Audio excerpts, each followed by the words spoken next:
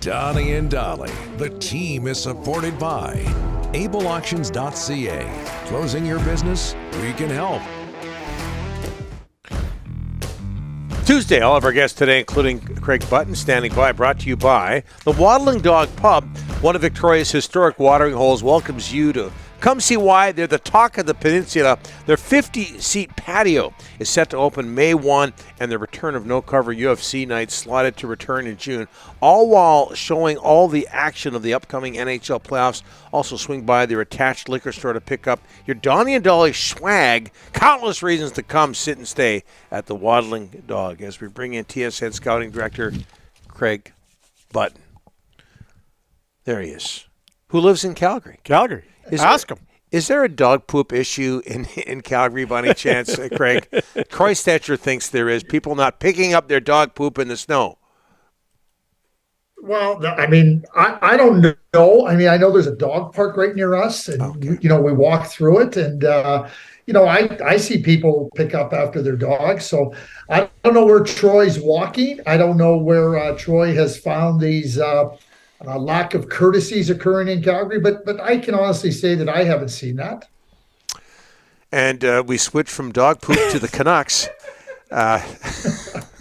They've been playing, I shouldn't say that, they've been playing very well. Craig, why is it you think JT Miller has worked as a center under Rick Tocchet when that wasn't necessarily the case under Bruce Boudreau? Well, I will say this: JT Miller had a career year under Bruce Boudreau, so let's There is that. Yeah. Let's not forget that JT performed exceptionally well under Bruce Boudreau. I think that Rick came in and he wanted to get a sense and feel for the players, and a coach's job is to try to not only get the players to play to their abilities, but also to get them comfortable in the right spots to play to their abilities. And I think that JT has been a player that can play on the wing or he can play in the middle of the ice. And the way Rick wants to play, he felt that JT was going to be given that opportunity. Wanted to see him play in that. I prefer JT Miller in the middle of the ice because it gives him more freedom. He doesn't have to wait for the puck. He can move more. He doesn't get kind of caught into that spot where there's lanes. And I know the game's different in terms of lanes and whatnot, but player of his skating ability, of his skill level, his thinking, I want more ice to be available to him. And I think that works for him well in the middle of the ice. But it also worked very well for him under Bruce Boudreau. And, coaches have different ideas for different players. And it still comes back to the same thing. How do you maximize the individual talents of the players? Bruce did it in one way. We're seeing Rick do it in a different way. 17 points in 10 games for JT Miller. They're in St. Louis tonight. Meanwhile, you are the TSN Scouting Director. What do the Canucks have in Max Sasson? Well, they have an offensive player. They have a player that can provide offense. If I've said this once, I've said it over 100 times. There is zero downside to signing a European free agent or a college free agent because those guys are older and that they can play in the American Hockey League. So one of the challenges for any player, for either one of these types of players coming from college or coming from Europe, is you're coming up levels. So now there's less space. The competitive intensity is higher. And so now how do you adapt? They've already shown that they can play at the American League level. They're older, and that in and of itself is a positive. Now the player gets to see, and the team gets to see how that player handles the next steps. Look at Kuzmenko. I didn't think Kuzmenko could score 30-plus goals in the NHL. I really didn't. But here he is on the cusp of 40. I thought that he could score 20, though. So he's shown a way more adaptability to perform at a high level than I originally thought. So when you look at Max has been a player that's steadily improved over the course of his time in the NCAA. And now he gets an opportunity to try it out at the next level. He's a little bit older, a little bit more mature, knows his game, a little bit more comfortable. So now it's a case of understanding that there's less space, the players are better, the pace is a lot quicker. Now can you bring that offensive game to the next level? And this is This is why they're free agents, because they hadn't shown that previously. But when you get a crack at a player to come into your lineup and into your organization rather that has shown some real improvement and shown some capabilities, zero downside, zero. It's a full zero downside. Craig, your list came out today for the draft this summer. Very controversial. Connor Bedard first. Just kidding. Zach Benson, Chilliwack native, 8th. Winnipeg Ice. Samuel Honzik, you got it 22nd. Vancouver Giant. Whatever team takes him, what are they getting, Craig? I think they're getting a really good two-way winger. He's got the ability to carve out opportunity for himself in 3 different ways. He can do it with his skating, he can do it with his skill, and he can do it with his size. And, the game, to have success offensively, you got to play inside. And when you have the attributes that Samuel has, I think that affords him that opportunity to not be a one-trick pony. We've seen players that, could really skate well or could really shoot well or had size. But Samuel has the combination of all those things, and he's an elite thinking player.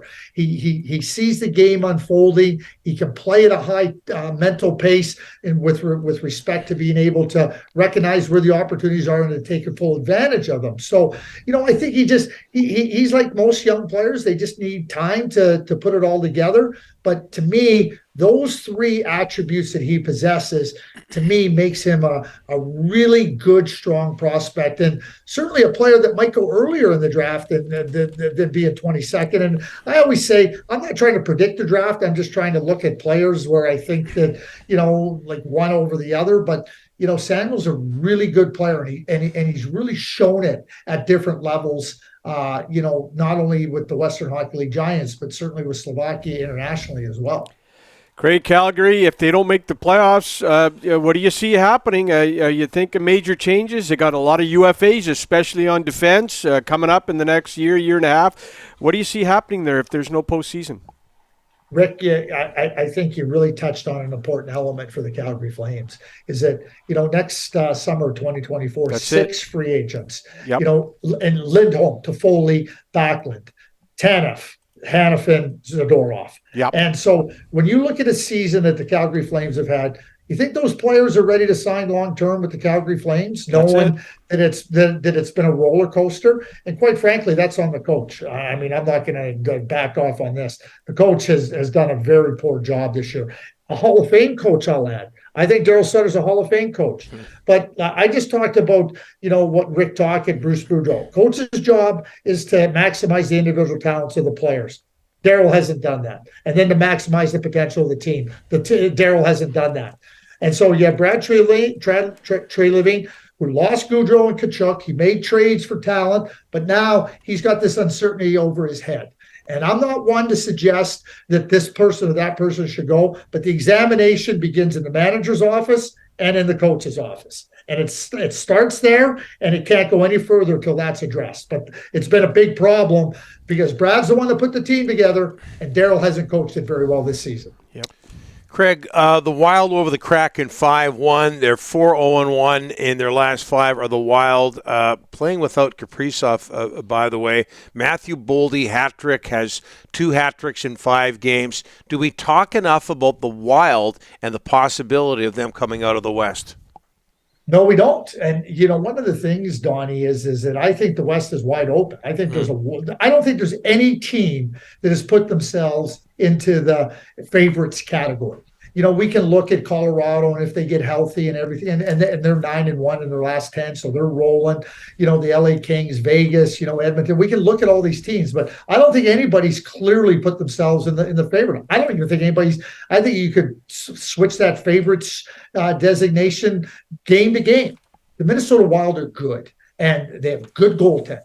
Their defense, you look at the last year, what Billy Guerin has done. He adds Jacob Middleton, he adds John Klingberg, 2 really significant additions. And as you point out, they're doing this without Kaprizov, which has allowed Matthew Boldy to really push his game ahead. I'm just going to be real quick on this. Matthew Boldy is from that 2001 born group from the USA National Team Development Program. And it was interesting for me to watch them. So Jack Hughes, Cole Caulfield, Alex Turcotte, Spencer Knight, so at Christmas time, all those 16-year-old players at that time went up to the 18-year team.